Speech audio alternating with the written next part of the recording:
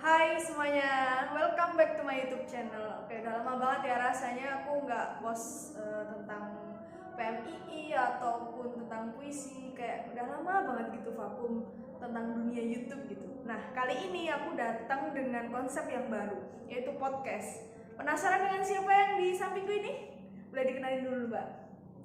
Oke, halo semuanya, halo sahabat-sahabat di semuanya juga. Oke, perkenalkan, saya Funurun Nisha. Saya dari sekarang sih saya semester 5 ya di Ilmu Komunikasi, Fakultas Ilmu Sosial dan Humaniora. Dan kebetulan saya juga mengikuti beberapa organisasi, salah satunya PMII Humaniora Pak. Oke, jadi kita sama-sama anak PMI ini kebetulan. Nah, dulu kenapa sih Mbak kok ikut PMI gitu? Kalau dulu sih ya, karena apa ya, tak kenal maka tak sayang. Kalau awal-awalnya itu, kalau menurut saya direkomendasikan oleh ayah saya. Jadi ayah saya tuh sebelum saya kuliah langsung merekomendasikan kamu ikut organisasi PMII aja kayak gitu. Terus semakin saya telah nih, semakin kok asik, kok enjoy, dan teman-temannya tuh sangat-sangat mendukung banget sih. Untuk awal-awalnya sih tuh kayak gitu. Ternyata semakin mendalam, banyak hal yang bisa saya peroleh, pengalaman, dan masih banyak lagi sih ilmu-ilmunya. Gokil banget sih. Berarti seru banget ya PMI. Nggak cuma kayak yang di berita-berita gitu loh, beneran yang di lapangan tuh seru. Nah, ini kan udah memasuki tahun ketiga ya kita itu berproses di PMI. Mbak, di ini jadi apa sih di PMI sekarang pengurus? Nah, kalau kebetulan ya, saya jadi pengurus di PMI Humaniora Pak, kemudian saya jadi koordinator di bagian BSOR Human Literasi. Jadi di sana tuh kita, jadi di PMI itu tuh ada beberapa komunitas-komunitas, istilahnya singkatnya seperti itu, dan salah satunya adalah Human Literasi. Jadi anak-anak PMI, kader-kader PMI, semua sahabat-sahabat di PMI yang ada di Humaniora Pak itu difasilitasi bagian literasi dengan adanya komunitas human literasi itu kayak gitu. Kalau di human literasi itu kegiatan yang menonjol itu apa sih Mbak? Nah, udah pasti udah kelihatan ya kalau human literasi itu pasti orang berpikiran kayak literasi, kepenulisan kayak gitu. Nah, benar banget. Jadi, karena kita tuh resah ya, kita tuh resah kayak gimana sih anak muda sekarang tuh literasinya tuh minim kayak gitu. Jadi, kita adakan kepenulisan, kemudian kita juga ada kerjasama sama GPMK, Gerakan Pemuda Lawan Korupsi itu, kemudian juga ada beberapa gerakan-gerakan yang lain seperti Mafindo kayak gitu. Jadi kita punya kolaborasi dengan pihak-pihak lain kayak gitu. Jadi kita nggak yang seperti menutup diri, ini khusus itu enggak. Jadi kita justru mengeksplor keluar kayak gitu. Tapi kalau memang anggota dari human literasi itu memang dari bener-bener PMI Humaniora gitu ya? Bener banget. Jadi kalau untuk anggotanya itu benar-benar dari PMI Humaniora Pak, yaitu angkatan 18. Terus kita kan ada pengkaderan nih, Kak. Nah, pengkaderan itu angkatan 19. Nah, itu tuh kita ada sebutan staff dik, yaitu staff diksi. Ibaratnya gini, kalau yang 19 kader 19 itu tuh magang di human literasi itu, jadi sebagai penerus dari kader 18 gitu. Regenerasinya terus menerus ya? Bener banget kayak gitu. Nih, keren. Nyinggung nih tentang organisasi. Emang selain PMII apa ada sih organisasi lain yang pernah diikuti atau mungkin sampai sekarang masih diikuti? Jadi nggak cuma satu organisasi gitu. Oke. Karena memang saya suka saya suka berinteraksi dengan orang baru dan orang banyak. Jadi saya pastinya udah kelihatan sih anak lapangan kayak gitu. Nah, jadi selain PMII, saya juga ikut beberapa UKM, salah satunya SPBA, Studi Pengembangan Bahasa Asing. Terus saya di Departemen Pers. Kemudian saya juga alhamdulillah tuh ikut di paguyuban Duta Kampus UIN Sunan Kalijaga 2019.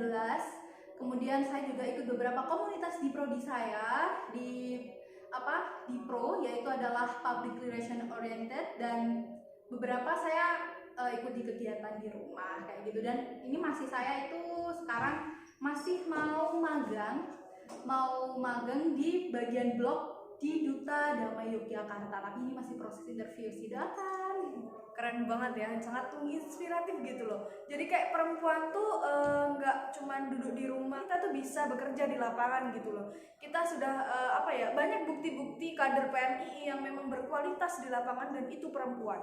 Nah, menurut Mbak nih ya, kalau perempuan terus bergerak itu dalam bidang yang seperti Mbak sebutkan tadi tuh, pendapat Mbak gimana sih tentang orang yang menentang terus masih bersifat patriarkis gitu?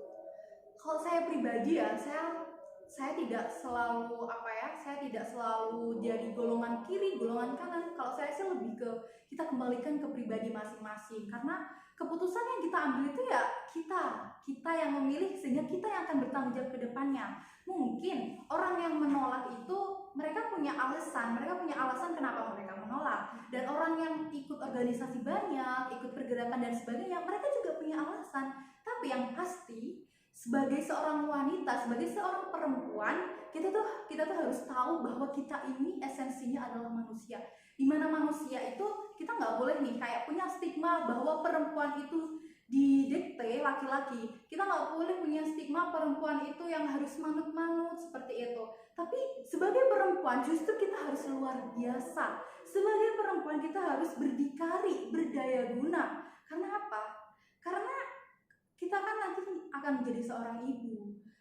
Masa iya kita bercita-cita menciptakan generasi yang hebat sedangkan kitanya biasa aja? Nggak mungkin sekali kayak gitu. Keren banget sih asli.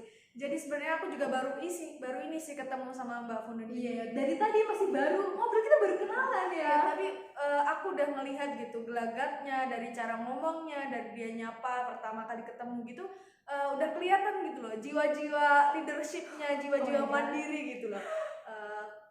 Aku setuju sih sama Mbak Funun gitu tentang gerakan perempuan gitu. Jadi perempuan itu tidak dibatasi ruang geraknya. Tapi gini ya, perlu kita sadari bahwa kebebasan perempuan itu juga tetap ada batasnya. Tapi kita itu punya ruang ekspresi yang lebih luas dari zaman-zaman dulu gitu, zaman-zaman yang masih kartini-kartini gitu loh. Nah itu kan tadi udah ngobrolin tentang perempuan, tentang gerakan dan lain sebagainya. Pesan-pesan Mbak Funun buat calon-calon kader PMII ataupun anak-anak PMII yang perempuan yang sekarang merasa insecure karena gerakannya kayak merasa masih, aku harus gimana ya, aduh kok ikut ini gini, kok ikut ini gitu. Coba Mbak. Gak ada pesan-pesan khusus sih, karena apa sih?